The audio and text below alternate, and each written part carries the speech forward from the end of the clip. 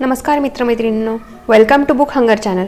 आजकालच्या धकाधकीच्या आणि धावपळीच्या काळात बऱ्याच जणांना आपली वाचनाची आवड बाजूला ठेवावी लागते आणि म्हणूनच मी पुस्तकप्रेमींसाठी घेऊन आली आहे ऑडिओ बुक्स, आणि तेही फ्रीमध्ये.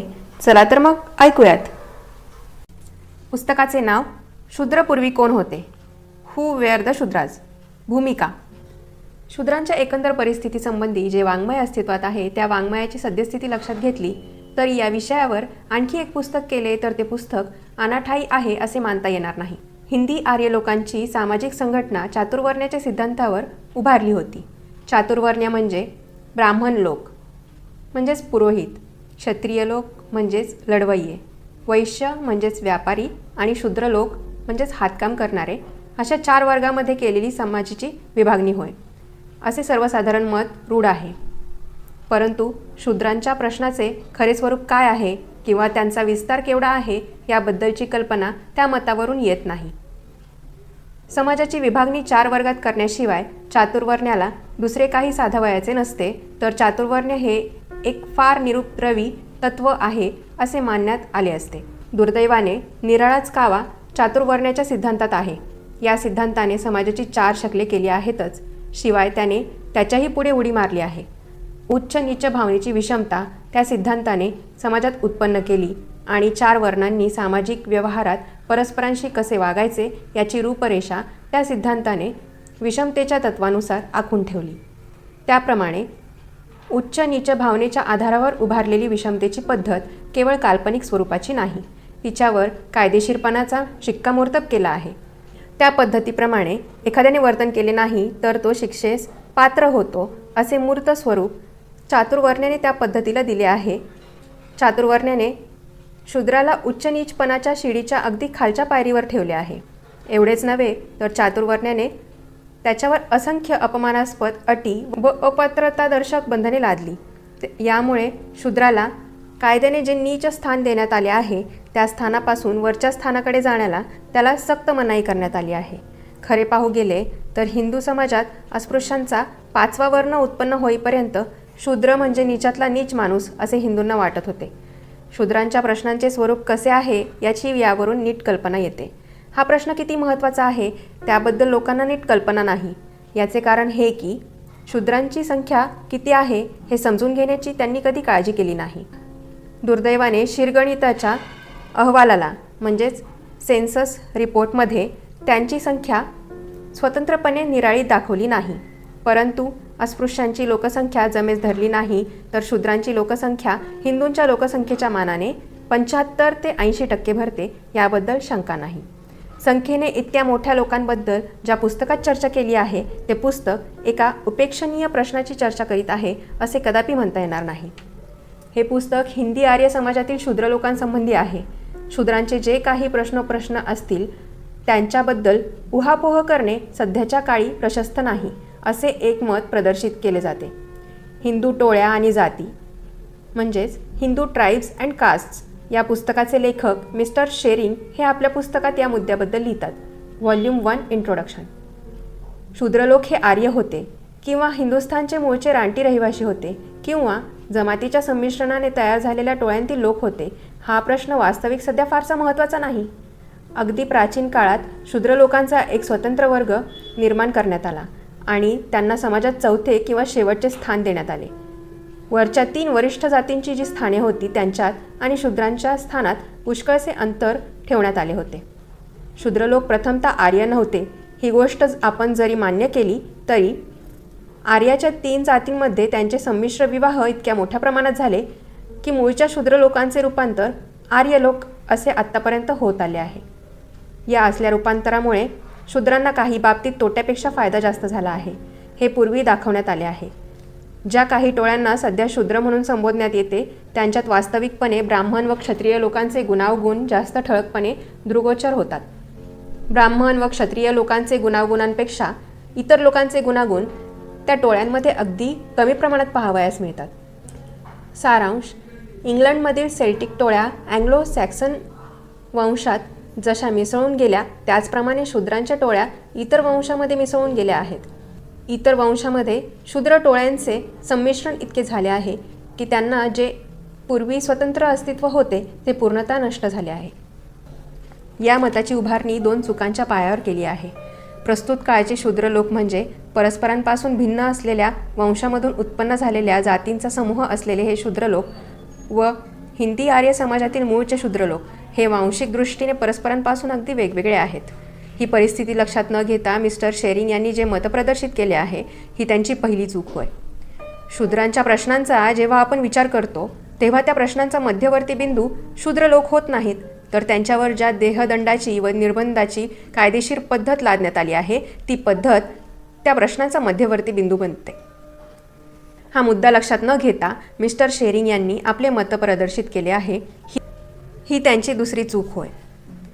हिंदी आर्य समाजातील शूद्रांच्या जीवनाची दोरी आपल्या हातात ठेवण्यासाठी ब्राह्मणांनी ही देहदंडाची व निर्बंधाची पद्धत प्रथमतः तयार केली याबद्दल संशय नाही. स्वतंत्र, वेगळी आणि सहज ओळखता येईल अशी जमात करून मूळचे शूद्र लोक आता राहत नाहीत. ते वरिष्ठ जातीत इतके मिसळून गेले आहेत की त्यांच्या स्वतंत्र अस्तित्वाचा मागमूसही लागत नाही. परंतु विशेष नवलाची गोष्ट ही की मूळच्या शूद्रांसाठी जे कायदेकानून केले होते ते कायदेकानून मूळचे शूद्र अस्तित्वात राहिले नाहीत तरी अस्तित्वात राहिले व मूळच्या शूद्रांशी ज्यांचा कसलाही संबंध नाही अशा हिंदू समाजातील सर्व कनिष्ठ दर्जाच्या लोकांना सध्या ते कायदेकानून लागू करण्यात आले. हे कसे घडून आले हे जाणून घेण्याची सर्वांना उत्सुकता असेल. याबद्दल माझे स्पष्टीकरण असे आहे की हिंदी आर्य समाजातील शूद्र ब्राह्मणांनी केलेल्या कायदेकानूनांच्या जबर तडख्यांनी इतके जर्जर झाले असतील की ते दिवसेंदिवस जास्त अधोगतीला जाऊन शेवटी जमातीतील अगदी नीच दर्जाचे स्थान त्यांना मिळाले असेल. याचे 2 परिणाम झाले. एक परिणाम असा झाला की शूद्र या शब्दाच्या अर्थात बदल करण्यात आला. एका विशिष्ट जमातीचे नाव असा शूद्र या शब्दाचा मूळचा अर्थ होतो. तो मूळचा अर्थ नष्ट झाला आणि संस्कृतीहीन, स्वाभिमानशून्य आणि समाजात कसल्याही प्रकारची इज्जत नसलेल्या नीच वर्गातील लोक यांचे सामान्य नाम म्हणून शूद्र हा शब्द वापरण्यात आला. दुसरा परिणाम असा झाला की शूद्र या शब्दाला अर्थ व्यापक म्हणजे पुष्कळ प्रकारच्या लोकांना लागू होणारा असा करण्यात आला. त्यामुळे शूद्रांसाठी जे कायदेकानून करण्यात आले होते तेही व्यापक लोकसमुदायासाठी वापरले जाऊ लागले. हल्लीच्या काळचे शूद्र हे पूर्वीच्या काळच्या शूद्रांपैकी नाहीत. तरी वर सांगितल्याप्रमाणे मूळच्या शूद्रांसंबंधीचे कायदेकानून त्यांच्यावर लादण्यात आले. ते काही असो, एवढी गोष्ट मात्र नक्की की मूळच्या अपराधांसाठी जे कायदेकानून केले होते ते आजच्या निरपराधी लोकांना लागू करण्यात आले. मूळचे शूद्र लोक हे हल्लीच्या काळच्या कनिष्ठ मानलेल्या वर्गातील लोकांहून भिन्न लोक होते हे ओळखण्याची ऐतिहासिक दृष्टी हिंदू धर्मशास्त्रकारांना असती तर शूद्रांची ही करुणावस्था, निरपराध्यांची ही कत्तल त्यांना टाळता आली असती. हे कायदेकानून पूर्वीच्या शूद्रांना जितक्या कडक रीतीने लागू करण्यात येत असत तितक्याच कडक रीतीने ते सध्या काळच्या शूद्रांनाही लागू करण्यात आले हे सत्य आहे. ते दुर्दैवाने घडून आले आहे. हे कायदेकानून कसे उत्पन्न झाले या गोष्टींची चौकशी जुन्या पुराण्या काळात शिरून केली पाहिजे. केवळ असे आजच्या शूद्रांना वाटत नाही तर ते कायदेकानून आमच्यावर कसे व का लादण्यात आले याची चौकशी होणे जरूर आहे असे त्यांना वाटते. शूद्रांची उत्पत्ती कशी झाली या प्रश्नाची चर्चा होणे जरूर आहे. परंतु ही चर्चा करण्यास मला काय अधिकार आहे अशी शंका कोणीतरी एखादा माणूस प्रदर्शित करील. हिंदुस्थानच्या राजकीय प्रश्नांवर बोलण्यास तुम्हास अधिकार आहे, परंतु धर्म आणि हिंदुस्थानचा धार्मिक इतिहास हे तुमचे विषय नव्हेत व त्यासंबंधी तुम्ही चकार शब्दही काढता कामा नये अशी मला अगोदरच काही लोकांकडून धमकीवजा सूचना मिळाली आहे. असली सूचना मला देण्याची माझ्या टीकाकारांना का जरुरी भासली हे मला समजत नाही. मी तत्वशोधक किंवा लेखक आहे अशी ऐट मारतो व ती ऐट अवास्तव आहे म्हणून ते ऐट जिरवण्याच्या हेतूने जर ती सूचना टीकाकारांनी मला दिली असेल तर त्यांचा सारा खटाटोप व्यर्थ आहे. कारण हिंदुस्थानच्या राजकीय प्रश्नावर सुद्धा बोलण्याची योग्यता माझ्या अंगाला नाही हे मी कबूल करतो. संस्कृत भाषेवर माझे प्रभुत्व नाही व म्हणून धर्म व हिंदुस्थानचा धार्मिक इतिहास या विषयावर मला चकार शब्दही बोलता येणार नाही. या हेतूने जर ती सूचना टीकाकारांनी दिली असेल तर मी कबूल करतो की मला संस्कृत भाषेची चांगली माहिती नाही. हा माझ्यात दोष आहे, परंतु या क्षेत्रात कार्य करण्यास मी या दोषामुळे सर्वस्वी अपात्र कसा ठरतो हे मला समजत नाही. इंग्रजी भाषेत ज्याचा अनुवाद झाला नाही किंवा त्या भाषेत ज्याच्यावर ग्रंथ लिहिले नाहीत असे संस्कृत वाङ्मय अगदी थोडेच असेल. संस्कृत भाषेचे मला ज्ञान नाही म्हणून मला प्रस्तुत विषयासारखा विषय हाताळण्यास अडचण पडलीच पाहिजे असे होत नाही. कारण मी असे छातीठोकपणे म्हणू शकतो की माझ्यासारखी साधारण बुद्धी ज्याला आहे अशा कोणाही माणसाने या विषयासंबंधी योग्य त्या वाङ्मयाचा अर्थात इंग्रजी अनुवादातील वाङ्मयाचा 15 वर्षे जर अभ्यास केला असता तर त्याला या विषयासंबंधी बोलण्याची किंवा लिहिण्याची बरीच योग्यता प्राप्त झाली आहे असे समजण्यास हरकत नाही. या विषयावर बोलण्यास माझी कितपत योग्यता आहे याबद्दल सांगावयाचे म्हटले तर हे पुस्तक त्याबद्दल निर्वाळा देईलच. कदाचित असेही होईल की माझा हा प्रयत्न म्हणजे ज्या ठिकाणी देवदूत जाण्यास धजत नाही त्या ठिकाणी मूर्ख लोक घिसाडघाई करून शिरतात या वचनाची सत्यता दाखवणारे एक उदाहरण होईल. परंतु मूर्खाला सुद्धा काही कर्तव्यकर्मे करायचे असते त्याबद्दल माझी श्रद्धा आहे. म्हणून माझ्या प्रयत्नाबद्दल मला समाधान वाटते. मूर्खाचे कर्तव्यकर्म हे की जेव्हा देवदूत झोपी गेला असेल किंवा सत्याचा घोष करण्यास भीत असेल तेव्हा मूर्खाने आपले योग्य ते कर्तव्य चोख बजवावे. या मनाई केलेल्या क्षेत्रात मी का शिरलो याचा खुलासा हा असा आहे. विशेष लक्षात ठेवण्यासारखे या पुस्तकात काय आहे या विषयाचे संशोधन करून त्यातून मी जे निष्कर्ष काढले आहेत तेच विशेष स्वरूपाचे आहेत याबद्दल संशय नाही. या पुस्तकात 2 प्रश्न उपस्थित केले आहेत. एक म्हणजे शूद्रपूर्वी कोण होते आणि दुसरा म्हणजे चौथा वर्ण म्हणून त्यांची गणना हिंदी आर्य समाजात कशी करण्यात आली. या प्रश्नांना माझी जी उत्तरे आहेत त्यांचा सारांश पुढीलप्रमाणे आहे. सूर्यवंशाच्या ज्या आर्य जमाती होत्या त्यातील एका जमातीचे शूद्र होते. एक काळ असा होता की ज्यावेळी आर्य समाज फक्त 3 वर्ण म्हणजे ब्राह्मण, क्षत्रिय व वैश्य मानित होता. शूद्रांचा स्वतंत्र असा वर्ण नव्हता. हिंदी आर्य समाजातील क्षत्रिय वर्णाचा एक भाग असा शूद्रांचा दर्जा होता. शूद्रराजे आणि ब्राह्मण यांच्यामध्ये एकसारखे झगडे चालू असत. या झगड्यामुळे ब्राह्मणांवर अनेक अत्याचार आणि अपमानास्पद दुराचार करण्यात आले होते. शूद्रांनी आपल्यावर अत्याचार व जुलूम केले ही जाणीव ब्राह्मणांच्या अंतकरणाला एकसारख्या टोचण्यात येत होती. म्हणून ब्राह्मण शूद्रांचा द्वेष करू लागले व द्वेषामुळे शूद्रांचे उपनयन करण्याचे ब्राह्मणांनी नाकारले. शूद्रांना उपनयन नाकारल्यामुळे शूद्र आपल्या मूळच्या क्षत्रिय पदापासून च्युत झाले व सामाजिक दृष्टीने त्यांची अधोगती झाली. त्यामुळे त्याचा दर्जा वैश्यांच्या खालचा झाला व त्याप्रमाणे त्यांचा स्वतंत्र चौथा वर्ण उत्पन्न करण्यात आला. हे वरील जे निष्कर्ष मी काढले आहेत त्याच्याबद्दल विद्वान लोकांचे काय भाष्य बाहेर पडणार आहे याची मी अर्थात वाट पाहिली पाहिजे. हे निष्कर्ष नुसते मौलिक आहेत असे नव्हे तर सध्या या बाबतीतील जे निष्कर्ष रूढ मानले जातात या निष्कर्षाच्या अगदी उलट स्वरूपाचे आहेत हे अर्थात उघड आहे. हे मौलिक निष्कर्ष ग्राह्य आहेत किंवा अग्राह्य आहेत हे ठरवणे याबद्दल निर्णय देण्याची ज्यांची योग्यता आहे अशा माणसांच्या मनोरचनेवर अवलंबून राहील. अर्थात असल्या माणसाला या बाबतीतील एखाद्या सिद्धांताची फारच आवड उत्पन्न झाली असेल तर माझा सिद्धांत कुचकामाचा आहे असे ते ठरवतील. त्याने असा जरी निर्णय दिला तरी त्याबद्दल मला फारशी काळजी वाटणार नाही, कारण असला माणूस विरोधी असतो व विरोधाशिवाय दुसऱ्या कोणत्याही गोष्टींची त्यांच्याकडून अपेक्षा करता येत नाही. परंतु टीका करणारा माणूस मग तो कितीही नव्या वृत्तीचा असो अगर कितीही जुन्या मतांचा असो जर प्रामाणिकपणे टीका करीत असेल आणि उघड अंतःकरणाने वागत असेल व सत्यकथा कोणत्या आहेत हे कबूल करण्याची त्याची तयारी असेल तर त्याला माझे मत स्वीकारण्यास तयार करण्याबद्दल मला निराशा वाटत नाही. ही माझी अपेक्षा कदाचित चुकीची ठरेल, परंतु एका गोष्टीबद्दल मला संपूर्ण खात्री आहे. ती गोष्ट ही की या विषयाबद्दल नवे विचार, नवीन दृष्टिकोन, नवयुगासंबंधीची नवी स्वप्ने या सामुग्रीने माझे पुस्तक ओतप्रोत भरले आहे. हे माझ्या टीकाकारांना कबूल करावे लागेल. विद्वान लोकांची गोष्ट सोडली तर हिंदू समाजातील लोकांना माझा नवीन सिद्धांत कसा काय वाटेल याबद्दल तर्कवितर्क करीत बसणे बरेच गमतीचे होईल. आजच्या हिंदूंचे नक्की 5 वर्ग आहेत. हिंदू समाजाच्या रचनेत काही वैगुण्य आहे हे कधीही कबूल करण्यास नसलेला व जुन्या मताचा म्हणून समजला गेलेला असा एक वर्ग आहे. हिंदू समाज व्यवस्थेत सुधारणा करण्याची भाषा बोलणे हे या वर्गातील लोकांना भयंकर पाप वाटते. आर्य समाजिस्ट या नावाने ओळखला जाणारा हिंदूंचा एक वर्ग आहे. ते फक्त वेदांवर विश्वास ठेवतात. वेदांशिवाय इतर कोणत्याही धर्मग्रंथांवर त्यांचा विश्वास नाही. जे वेदात नाही ते त्याज्य असे ते मानतात. म्हणून या बाबतीत आर्य समाजिस्ट व जुन्या मताचे हिंदू यांच्यात मतभेद आहेत. वेदांतील आधाराशिवाय काही करायचे नाही अशी आर्य समाजिस्टांची धर्मश्रद्धा आहे. हिंदू समाज व्यवस्था सर्वथैव चुकीची आहे हे कबूल करणारा एक हिंदूंचा वर्ग आहे. परंतु याबद्दल सदर समाजव्यवस्थेवर हल्ला करण्याची जरुरी नाही असे या वर्गाचे मत आहे. याबद्दल त्यांचे म्हणणे असे आहे की सदर समाजव्यवस्थेला कायद्याचा पाठिंबा नाही व म्हणून ती व्यवस्था जरी मृतवत झाली नाही तरी ती मृत्यूच्या पंथाला लागली आहे.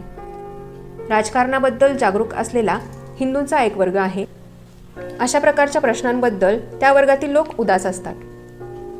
सामाजिक सुधारणा घडवून आणण्यापेक्षा स्वराज्य प्राप्त करून घेणे हे त्यांना अधिक महत्त्वाचे वाटते. हिंदूचा 5वा वर्ग आहे तो प्रगतिप्रिय लोकांचा. यांना सामाजिक सुधारणा फार महत्त्वाची वाटते, ती इतकी की स्वराज्य मिळवण्यापेक्षा जास्त. दुसऱ्या वर्गात मोडणारे हिंदू कदाचित असे म्हणतील की या पुस्तकाची सध्या काही जरुरी नाही. या लोकांचे हे म्हणणे मी कबूल करू शकत नाही. ब्रिटिश हिंदुस्थानातील चालू कायदा हिंदू समाजात रूढ असलेल्या जातीपद्धतीला मान्यता देत नाही असे जेव्हा हे लोक म्हणतात तेव्हा त्यांचे म्हणणे एका अर्थी बरोबर वाटते. एखादा हिंदू सिव्हिल प्रोसिजर कोडाच्या 11व्या कलमाचा आधार घेऊन जर एखाद्या सिव्हिल कोर्टातून मी अमक्या वर्गाचा आहे असा जाहीरनामा मिळवू लागला तर तसला जाहीरनामा त्याला मिळणार नाही हे खरे आहे. एखादा माणूस कोणत्या वर्णाचा आहे या प्रश्नाचा विचार जर ब्रिटिश हिंदुस्थानातील कोर्टांना करावयाचा झाला तर तो विवाह करणे, वडिलोपार्जित इस्टेट मिळणे आणि दत्तक घेणे यासंबंधी त्या कोर्टात जे खटले असतील त्या खटल्यांमध्ये करावा लागतो. ब्रिटिश हिंदुस्थानातील कायदा हिंदूच्या 4 वर्णांना मानित नाही हे खरे आहे, परंतु या विधानाचा अर्थ काय होतो याबद्दल चुकीची समजूत करून न घेण्याबद्दल प्रत्यक्षाने दक्षता बाळगावी.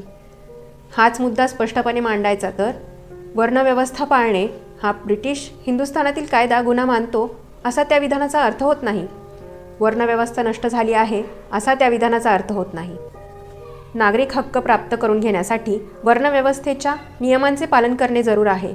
अशा स्वरूपाच्या खटल्यात वर्णव्यवस्थेला कायद्याने उचलून धरले नाही असा त्या विधानाचा अर्थ होत नाही. वर्णव्यवस्थेला पाठीमागे कायद्याचा जो सर्वसाधारण पाठिंबा असतो तो काढून घेण्यात आला आहे असा त्या विधानाचा अर्थ होतो. समाजातील संस्था केवळ कायद्याच्या पाठिंब्याने टिकून राहतात असे नाही. संस्था इतर गोष्टींच्या पाठिंब्याने सुद्धा टिकून राहतात. यापैकी धर्माचा पाठिंबा व समाजाचा पाठिंबा ही फार महत्त्वाची आहेत. वर्णव्यवस्थेला धर्माचा पाठिंबा मिळाला केवळ यामुळे हिंदू लोकांनी सर्व व्यवस्थेला समाजाचा संपूर्ण पाठिंबा दिला. या बाबतीत कायद्याने कोणतीही आडकाठी आणली नाही. धर्माचा पाठिंबा वर्णव्यवस्थेला मिळाला केवळ यामुळे वर्णव्यवस्थेचे अस्तित्व कायम टिकून राहिले. वर्णव्यवस्थेची अंमलबजावणी करणारा कायदा अस्तित्वात नसतानाही वर्णव्यवस्था टिकून राहिली. हे सिद्ध करण्याचा एक पुरावा म्हणजे असा की शूद्र लोक व अस्पृश्य लोक यांना हिंदू समाजात प्राचीन काळी जे स्थान होते तेच स्थान आत्तापर्यंत टिकून राहिले आहे. म्हणून प्रस्तुत सारख्या विषयाचा सांगोपांग विचार करणे जरुरीचे नाही असे म्हणणे योग्य दिसत नाही. राजकारणाबद्दल जागृत असलेल्या हिंदूंबद्दल बोलायचे तर असे म्हणता येईल की या विषयांच्या बाबतीत या गृहस्थांच्या मताला फारशी किंमत देऊ नये. या विषयाकडे पाहण्याची यांची दृष्टी साधारणतः दूरवर पोहोचणारी नसते. दूर अंतराच्या बाबतीतील एखादा प्रश्न कितीही तातडीचा असला तरी तो सोडवण्याच्या भानगडीत हा गृहस्थ पडला तर ते लोकांना आवडणार नाही. या गृहस्थाला वाटले तर सदरहू प्रश्नाला तो शक्य तर थोडासा विरोध करेल व सदरहू प्रश्न सोडवण्याचे लांबणीवर टाका असे तो म्हणेल. राजकारणाबद्दल जागृत असलेल्या हिंदूंची अशी मनस्थिती असल्यामुळे त्याला हे पुस्तक म्हणजे एक ब्याद आहे असे वाटणे अगदी साहजिकच आहे. या पुस्तकाने आर्य समाजिष्टांना बोचकारून रक्तबंबाळ केले आहे. मी काढलेले निष्कर्ष आणि आर्य समाजिष्टांचा ध्येयवाद यांच्यामध्ये 2 अत्यंत महत्त्वाच्या मुद्द्यासंबंधी दुमत झाले आहे. हिंदी आर्य समाजाचे 4 वर्ण हे समाजाच्या प्रारंभापासून अस्तित्वात होते अशी आर्य समाजिष्टांची श्रद्धा आहे. एक काळ असा होता की त्यावेळी हिंदी आर्य समाजात फक्त 3च वर्ण अस्तित्वात होते असे हे पुस्तक दाखवते. वेद हे शाश्वत व अपौरुषेय आहे अशी आर्य समाजिष्टांची श्रद्धा आहे. वेदांतील काही भाग विशेषतः आर्य समाजिष्ट ज्याला अत्यंत महत्त्व देतात तो पुरुष सुक्ताचा भाग हे आपले मतलबी हेतू साध्य करण्याच्या बुद्धीने ब्राह्मणांनी वेदांमध्ये मागाहून घुसळून दिलेले स्वकृत मजकूर आहेत हे या पुस्तकाने दाखवून दिले आहे. हे 2 निष्कर्ष आर्य समाजिष्टांच्या धार्मिक मतांवर ॲटम बॉम्बप्रमाणे येऊन आदळतील हे खास. याप्रमाणे माझे आर्य समाजिष्टांशी टक्कर होते याबद्दल मला वाईट वाटत नाही. वेद हे शाश्वत, अनाद्यनत आणि अचूक आहेत व हिंदूंच्या संस्था वेदांवर आधारलेल्या असल्यामुळे त्या संस्थाही शाश्वत, अनाद्यनंत व अचूक आहेत म्हणून त्यांच्यात काही फेरफार करण्याची जरुरी नाही अशा प्रकारचा उपदेश प्रचार करून हिंदू समाज हा कधी न बदलणारा समाज आहे. असा समाज आर्य समाजिष्टांनी हिंदूंमध्ये प्रस्तुत केला ही त्यांच्या हातून मोठी चूक झाली आहे. अशा प्रकारची श्रद्धा एखाद्या समाजात रूढ करायची म्हणजे त्या समाजाचा पुरा नाश करणारी वस्तू तिच्या हाती देण्यासारखे आहे. वेदांसंबंधी आणि हिंदू समाजासंबंधी आर्य समाजिष्टांचा हा जो धार्मिक ध्येयवाद आहे तो संपूर्णपणे नष्ट केल्याशिवाय आपण आपली सुधारणा करणे जरूर आहे असे हिंदू समाजाला वाटणार नाही, अशी माझी खात्री झाली आहे. या पुस्तकाने दुसरे काही केले नसेल तरी ही जागृती त्याने केली आहे. या पुस्तकाबद्दल जुन्या मताचा हिंदू कोणता अभिप्राय देईल याची मला पुरी कल्पना आहे, कारण गेली कित्येक वर्षे मी या गृहस्थाबरोबर कुस्ती खेळत आहे. मला जी एकच गोष्ट पूर्वी माहीत नव्हती ती ही की नम्रपणाने वागणारा आणि निरुपद्रवी दिसणारा हिंदू यांच्या पवित्र धार्मिक ग्रंथांवर जर कोणी हल्ला केला तर तो मारामारी करण्यास कसा प्रवृत्त होतो. मी याच विषयावर गेल्या वर्षी मद्रासमध्ये व्याख्यान दिले होते. तेव्हा माझ्या व्याख्यानामुळे चिडून गेलेल्या पुष्कळ हिंदूंचा समतोलपणा नष्ट झाला व रागारागाने लिहिलेल्या पत्रांचा त्यांनी माझ्यावर भडीमार केला. ही पत्रे वाचल्यानंतर मला त्या गोष्टींची पूर्वी झाली नव्हती इतकी जाणीव झाली. ती सांगता येणार नाही आणि छापता येणार नाही अशा घाणेरड्या शिव्यांची लाखोली त्या पत्रांमध्ये मला वाहिलेली होती. माझा खून आता करू मग करू अशा प्रकारच्या धमक्याही त्या पत्रांमध्ये होत्या. या बाबतीत तुमच्या हातून जो गुन्हा झाला आहे तो तुमचा पहिला गुन्हा आहे. आम्ही तुम्हाला काही न करता मोकळे सोडून देतो असे त्यांनी गेल्या वेळी मला बजावले होते. आता ते काय करतील याची मला कल्पना नाही, कारण हे पुस्तक वाचल्यानंतर त्यांना कळून येईल की ते ज्यांना पवित्र ग्रंथ समजतात त्या ग्रंथांमध्ये राजकीय हेतू साध्य करण्यासाठी व दुसऱ्या वर्गाची कुचंबना करण्यासाठी ब्राह्मणांनी खोटे नाटे मजकूर तयार करून घुसडून दिले आहेत. ही गोष्ट मी इकडचे तिकडचे प्रबळ पुरावे घेऊन सिद्ध करून दाखवले आहेत. हे माझे कृत्य म्हणजे त्यांच्या दृष्टीने पहिल्या गुन्ह्याची वाढवलेल्या स्वरूपाची आवृत्ती होय. पुस्तकातील हा प्रकार पाहून त्यांचा माझ्यावरचा रागाचा पारा चांगलाच वाढला असेल हे नक्की. अशा लोकांच्या शिवीगाळीची किंवा धमक्यांची मी काळजी करीत नाही, कारण हे लोक म्हणजे आपल्या धर्माची बाजू राखण्याचा आव्हानणारे पण धर्माचा व्यापार करून गब्बर झालेले नीच कोटीतील मानवप्राणी आहेत याची मला पूर्ण जाणीव आहे. ते जगातील कोणत्याही इतर प्राणीमात्रापेक्षा जास्त स्वार्थी आहेत आणि आपल्या जातीतील आपल्यासारख्याच इतर स्वार्थी लोकांची पत राखण्यासाठी ते आपल्या बुद्धिमत्तेचा वेश्याव्यवसाय करीत आहेत. हिंदूच्या पवित्र ग्रंथाविरुद्ध बोलण्याचे धैर्य ज्या माणसामध्ये आहे अशा माणसाने प्रामाणिकपणे त्या ग्रंथाबद्दल जर आपले सत्यशोधक विचार प्रदर्शित केले तर त्यांच्यावर जीर्ण मताची पिसाळलेली कुत्री सोडण्यात येतात. अशा वेळी स्वतःला उच्च प्रतीचे सुशिक्षित समजणारे आणि मानमान्यतेच्या उच्च प्रतीची जागा सुशोभित करणारे असे प्रमुख हिंदू लोक त्यांना या विषयासंबंधी काही स्वारस्य वाटत नसतानाही आणि ते उघड्या अंतःकरणाचे दिलदार लोक आहेत असा त्यांच्याबद्दल समज असतानाही या वादात शिरतात आणि जीर्ण मतवाद्यांच्या सुरात आपला सूर मिसळतात. ही काही लहान आश्चर्याची गोष्ट नाही. हायकोर्टाचे हिंदू न्यायाधीश आणि संस्थाचे हिंदू मुख्य प्रधान हे लोकसुद्धा वरील लोकांच्या तांड्यात शिरण्यास मागे पुढे पाहत नाहीत. हे लोक त्यांच्याही पुढे जातात. सत्यशोधक विचार प्रदर्शित करणाऱ्या माणसाच्या विरुद्ध जे काहूर माजवण्यात आले असते त्यात हे गृहस्थ अग्रगण्य तर असतातच, शिवाय सदर माणसाचा चक्काचूर करण्यासाठी जो चक्रव्यूह रचण्यात आला असतो त्यातही हे गृहस्थ प्रथमपासून सामील झालेले असतात.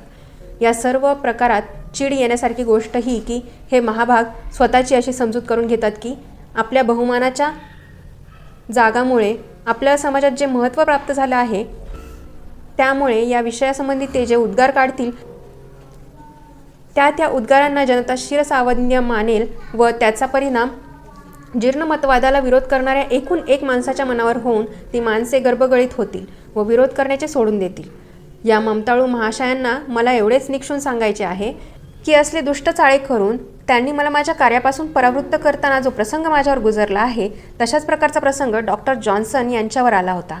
तेव्हा त्यांनी जे सुंदर व मार्मिक उद्गार काढले होते ते या महाशयांना माहीत नसावेत असे वाटते. मी चोराला पकडणार आहे हे पाहून गुंडांनी मला धमक्या दिल्या आहेत, पण गुंडांच्या धमक्यांनी घाबरून जाऊन मी चोराला पकडण्याचे सोडून देणार नाही हे ते डॉक्टर जॉन्सन यांचे उद्गार होत. उच्च पदांवर विराजित झालेल्या या टीकाकारांशी धसळामुसळी करून वागण्याची मला इच्छा नाही किंवा चोराला पळून जाण्याच्या बाबतीत मदत करण्याचे गुंडांचे कार्य हे टीकाकार करीत आहेत असेही मला म्हणायचे नाही. परंतु दोन गोष्टी त्यांना सांगण्याची मला प्रबळ इच्छा आहे. पहिली गोष्ट ही की काही हो, हिंदू धर्माच्या पवित्र ग्रंथाचे संशोधन करताना मला जेवढी ऐतिहासिक सत्य दिसून येतील तेवढी मी जगाच्या चव्हाट्यावर मांडेन व हे कार्य करताना डॉक्टर जॉन्सन यांचा दृढ निश्चय मी माझ्या डोळ्यापुढे आदर्श म्हणून ठेवीन. हे कार्य हाती घेण्याचा माझा हेतू एवढाच आहे की पवित्र धर्मग्रंथात जे आदर्श व जे नीतिनियम सांगण्यात आले आहेत ते नियम हिंदूंच्या देशाच्या व समाजाच्या ऱ्हासाला आणि अधःपाताला कारणीभूत झालेले आहेत. ही गोष्ट माझी ऐतिहासिक तत्त्वे समजल्यानंतर हिंदूंना पटून यावी. दुसरी गोष्ट अशी की मला पवित्र ग्रंथांसंबंधी काय म्हणायचे आहे हे समजून घेण्यास जर सध्याच्या पिढीतील हिंदू लोक तयार नसतील तर पुढच्या पिढीतील हिंदू लोक तयार होतील याची मला खात्री आहे. या बाबतीत मला यश येणार नाही अशी निराशा माझ्या मनात येतच नाही. या बाबतीत भवभूती कवीच्या एका कवितेची मला आठवण होते व त्या कवितेतील उद्गारांचा प्रांजळपणा पाहून माझे मन शांत होते. ती कविता अशी: ये नाम केचिदिह न प्रतयन्त्यवज्ञाम जानन्तु ते किमपि तान्प्रति नेशयन्तः उत्पत्स्यतेऽस्ति मम कोसमानधर्मा कालोहायं निर्वधिर्विपुला च पृथ्वी. भवभूती मालती माधव 1-6. जे कोणी आमची अवहेलना चोहोकडे पसरवतात त्यांनी हे पक्के ध्यानात ठेवावे की हा माझा प्रयत्न त्यांच्याकरिता मुळीच नाही. मला पूर्ण भरोसा आहे की ज्याचे मनोधर्म माझ्या मनोधर्मासारखे आहेत असा कोणीतरी आज न उद्या निपजेलच, कारण काळ हा अनंत आहे आणि पृथ्वी विस्तीर्ण आहे. हे काही का असेना, हे पुस्तक म्हणजे जीर्णमतवादाला आव्हान आहे. प्रस्तुतच्या समाजव्यवस्थेत सुधारणा होणे हे जरूर आहे आणि अगत्याचे आहे अशी त्यांची श्रद्धा आहे. असा एक हिंदूंचा वर्ग आहे. हिंदूच्या अनेक वर्गांपैकी फक्त एकच वर्ग माझ्या पुस्तकाचे कदाचित स्वागत करेल. या पुस्तकात चर्चेस घेतलेला प्रश्न असा आहे की तो सोडवण्यासाठी अनेक विद्वानांना अनेक पिढ्या प्रयत्न करीत राहावे लागेल, परंतु हा इतका बिकट प्रश्न आहे म्हणून यांचा सांगोपांग विचार करण्याचे पुढे लांबणीवर ढकलावे असे या हिंदूच्या वर्गाला वाटत नाही. जातीयता ही हिंदू समाजव्यवस्थेतील एक नैसर्गिक पीडा आहे. या राजकारणाबद्दल जागृत असलेले हिंदू या पीडेला कमी लेखण्याची किंवा तिला पुढे ढकलण्याची इच्छा धरतात, परंतु या स्वरूपामुळे जे प्रश्न उत्पन्न होतात ते प्रश्न या राजकारणी हिंदूंना पावलोपावली भेडसावीत असतात. ही गोष्ट राजकारणी हिंदूंना तो जर प्रामाणिक असेल तर कबूल करावी लागेल. ते प्रश्न म्हणजे या क्षणाला झालेल्या तात्पुरत्या अडचणी नाहीत, ते प्रश्न म्हणजे आपल्या कायमच्या अडचणी आहेत, म्हणजे प्रत्येक क्षणाक्षणाला आपणाला भासणाऱ्या अडचणी आहेत. अशा प्रकारच्या हिंदूंचा वर्ग अस्तित्वात आहे हे पाहून मला आनंद वाटतो. हे हिंदू संख्येने जरी लहान आहेत तरी माझी सारी भिस्त यांच्यावर आहे आणि म्हणून मी हे पुस्तक त्यांच्यापुढे ठेवीत आहे. प्रत्येक धर्मातील पवित्र ग्रंथाबद्दल आदरभाव दाखवला पाहिजे. असा आदरभाव हिंदूच्या धार्मिक पवित्र ग्रंथाबद्दल मी दाखवला नाही असे माझ्याबद्दल म्हणण्यात येईल. हा आरोप जर खरा मानला तर माझ्या बाजूचे समर्थन करण्यासाठी 2 गोष्टींचा आधार घेणे मला भाग पाडते. सर्व वाङ्मय ग्राम्य समजायचे व नंतर त्यांच्यात पवित्र वाङ्मय व अपवित्र असा भेदभाव अगोदर करायचा नाही, पण केवळ सत्य शोधून काढण्याच्या हेतूने त्या वाङ्मयाला रूढ नियमांच्या कसाला लावून त्याची पाहणी परीक्षा करायची अशी इतिहासकारांची एक उत्कृष्ट परंपरा आहे. या विषयावर मी जे संशोधन केले आहे ते या परंपरेच्या प्रकाशात केले आहे. ही पहिली गोष्ट. दुसरी गोष्ट ही की पवित्र वाङ्मयाबद्दलचा आदरभाव व भक्तिभाव हे पाहिजे तेव्हा आणि पाहिजे तसे निर्माण करता येत नाही. हे भाव काही सामाजिक घटनांमुळे आपोआप उत्पन्न होतात. या सामाजिक घटना असल्या भावनांना एखाद्या बाबतीत साहजिकपणे उत्पन्न करतात तर दुसऱ्या बाबतीत मारून मुटकून उत्पन्न करतात. हिंदूच्या पवित्र वाङ्मयाबद्दल ब्राह्मण विद्वानांमध्ये जे आदरभाव व भक्तिभाव उत्पन्न होतात ते नैसर्गिकपणे होतात, परंतु असले आदरभाव ब्राह्मणेतर विद्वानांमध्ये उत्पन्न होणे अगदी अनैसर्गिक आहे. भावनेच्या उत्पत्तीसंबंधी दोन्ही पक्षात जो भेद दिसतो त्याचे स्पष्टीकरण अगदी साधे आहे. ब्राह्मण विद्वान गृहस्थ या पवित्र वाङ्मयाकडे शंका कुशंका विरहित अशा निर्भेळ पूज्य भावनेने पाहतो आणि त्या वाङ्मयावर जर कोणी प्रहार करू लागला तर तो ब्राह्मण गृहस्थ बुद्धिनिष्ठ माणसाच्या ममत्वरहित वृत्तीने ते प्रकार निमूटपणे पाहत राहतो. साधारण शिकलेला माणूस मात्र ते प्रहार ममत्वाच्या बुद्धीने पाहिल. बुद्धिनिष्ठ माणसाची ममत्वरहित वृत्ती आणि साधारण शिकलेल्या माणसाची ममत्वपूर्ण वृत्ती यांच्यातील फरक हा असा आहे. या गोष्टीची आपण अशी अपेक्षा करतो त्याचप्रमाणे ती घडून येते. कारण हे पवित्र वाङ्मय म्हणजे तरी काय? हे वाङ्मय म्हणजे जवळजवळ सर्वस्वी ब्राह्मणांनी उत्पन्न केलेले वाङ्मय आहे. दुसरे असे की ब्राह्मणेतरापेक्षा ब्राह्मणांना जे श्रेष्ठपणाचे अधिकार आणि हक्क आहेत त्याची जोपासना करणे हाच मुख्य हेतू त्या वाङ्मयाचा आहे. अशी स्थिती असताना ब्राह्मणांनी त्या वाङ्मयाच्या पावित्र्याला उचलून का धरू नये बरे? ज्या कारणामुळे ते पावित्र्य उचलून धरावे असे ब्राह्मणांना वाटते, ज्याला पवित्र वाङ्मय म्हणून मानले जाते, त्यामध्ये तिरस्कारणीय व सामाजिक तत्त्वज्ञान सांगण्यात आले आहे आणि हेच तत्त्वज्ञान आपल्या सामाजिक अवनतीला कारणीभूत झाले आहे. याचे ज्ञान ब्राह्मणेतराला झाले असल्यामुळे ब्राह्मण ज्या दृष्टीने त्या वाङ्मयाकडे पाहतो त्याच्या अगदी उलट दृष्टीने ब्राह्मणेतर त्या वाङ्मयाकडे पाहतो. मी ब्राह्मणेतर आहे, ब्राह्मणेतरसुद्धा नव्हे, मी अस्पृश्य आहे, ही गोष्ट जर लक्षात घेतली तर हिंदूच्या पवित्र वाङ्मयाबद्दल मला आदर व भक्ती का वाटत नाही या गोष्टीचे आश्चर्य वाटण्याचे कारण राहत नाही. ब्राह्मणेतरांना या पवित्र वाङ्मयाचा जितका तिरस्कार वाटतो त्याच्यापेक्षा कमी तिरस्कार मला वाटत नाही, हे साहजिक आहे. प्रोफेसर थॉर्नडाईक यांनी म्हटले आहे की माणूस विचार करतो ही प्राणीशास्त्रसिद्ध बाब आहे आणि माणूस जो काही विचार करतो ती समाजशास्त्रसिद्ध बाब आहे. हिंदूंच्या सामाजिक इतिहासाचे जे प्रश्न आहेत त्यांचा अभ्यास करायची मुख्य साधनसामुग्री म्हणजे हिंदूंचे पवित्र वाङ्मय होय. ब्राह्मण विद्वान गृहस्थ आणि ब्राह्मणेतर विद्वान गृहस्थ यांचे या पवित्र वाङ्मयाकडे पाहण्याचे जे दृष्टिकोन आहेत त्यांच्यात कसा फरक आहे हे वर सांगितलेले आहे. हा फरक ऐतिहासिक संशोधनाला अत्यंत हानिकारक आहे याची मला जाणीव आहे. ब्राह्मण विद्वान गृहस्थांनी ऐतिहासिक संशोधनाच्या बाबतीत हातचलाखीचे प्रकार केलेले आहेत हे उघड आहे. या वाङ्मयाचे पावित्र्य अबाधितपणे चालू ठेवण्यात ब्राह्मण विद्वान गृहस्थाचे दुहेरी हेतू आहेत.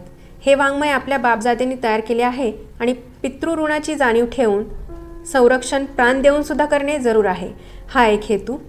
ते वाङ्मय ब्राह्मणाच्या हक्क अधिकारांना उचलून धरते म्हणून त्या वाङ्मयाचे महत्त्व जेणेकरून कमी होईल असे कोणतेही कृत्य न करण्याबद्दल दक्षता बाळगणे, हा दुसरा हेतू.